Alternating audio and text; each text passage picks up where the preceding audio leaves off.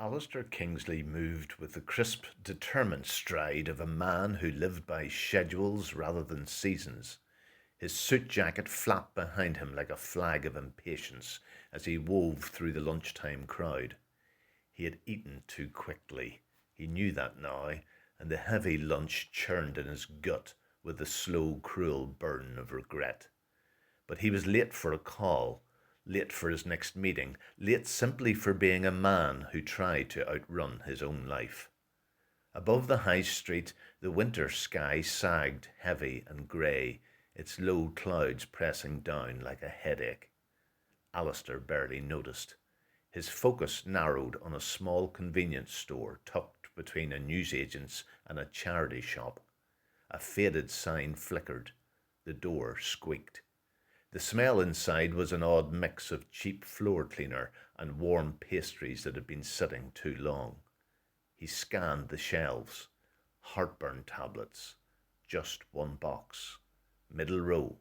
He reached out, grabbed it with a brisk flick of the wrist, and headed straight for the express queue. 5 items or less. Perfect. Behind the till stood a young woman with pale freckles and tired eyes.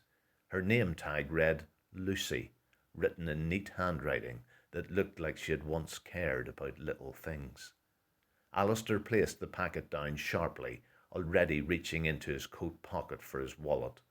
He didn't look at Lucy. He didn't need to. This was a transaction, nothing more.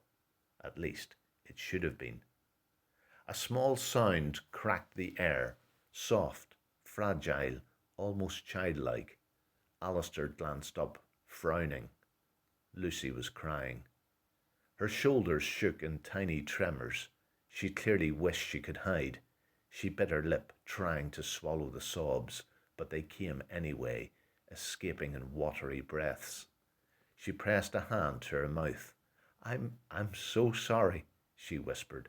I just got some really bad news. Alistair stiffened. Oh no, not this, not now.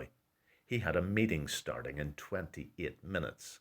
His chest felt like a furnace, every breath singed by acid. And now he was trapped in a moment that required emotional delicacy, a currency he never carried. I see, he said awkwardly. Right. Well, these please. He nudged the box forward with a clenched jaw. Lucy nodded quickly, wiping her cheeks with trembling fingers. Her eyes were red and swollen. Whatever had happened had cracked something inside her, something that was still bleeding grief. He did not ask what it was. He did not want to know. Alistair was furious.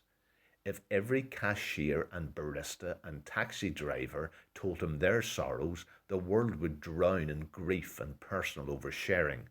Everyone had problems, everyone had burdens, but people were meant to carry their own, silently, efficiently, without breaking the rhythm of the day. That was how the world worked, how it should work. He just wanted to pay, to breathe, to swallow relief. He reached into his pocket. No wallet. He frowned, checked the other pocket. Then again, then the inside of his coat. A quiet panic trickled in. He checked every pocket a third time, as if his wallet might magically reappear out of shame. His stomach burned harder. Oh, wonderful, he muttered under his breath. I seem to have misplaced my wallet, he said, speaking more quickly now, tension tightening his words. I must have left it in the restaurant after lunch. Would it be possible to hold this for me?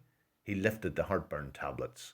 Or perhaps, look, I'm in a bit of a situation. Is there anything you can do? He expected frustration from her, annoyance, maybe more tears. Any of those would have irritated him, but at least they would have made sense. What he did not expect was what she actually did. Lucy swallowed, brushed a tear from her cheek, and reached slowly into the pocket of her apron. Her fingers shook.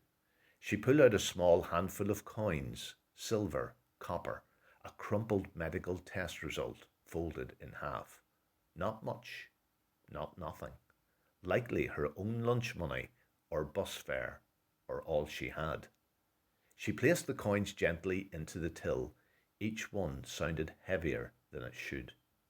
That should cover it, she murmured. Alistair stared at her as if she had spoken in another language. You're paying? He asked quietly, unable to process it.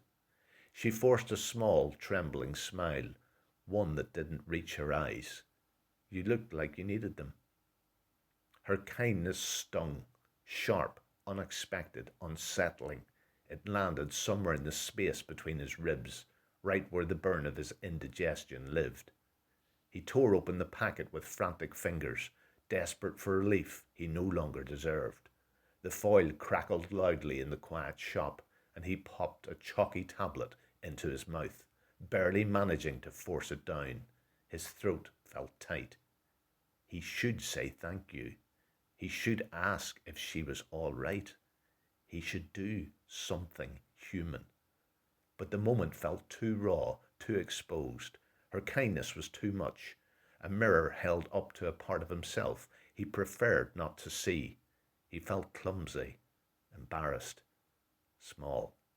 He replaced the tablet packet in his pocket, cleared his throat, and stepped toward the door. Lucy said nothing. She simply watched him leave, her expression unreadable beneath her exhaustion and grief. The bell chimed softly above him as he stepped back into the grey afternoon. The cold air hit him first, then the noise, then something else, the uncomfortable twist inside his chest that had nothing to do with heartburn. He didn't look back at the shop. He didn't let himself. Lucy behind the counter wiped away yet another tear and steadied her breath. She had helped a stranger. It hadn't fixed her bad news, but it had steadied her hands. And Alistair walked on into the crowd, into his meeting, into the rest of his life, carrying the faint, unwelcome awareness that kindness, all too often, comes from the trembling hands of people with the greater need.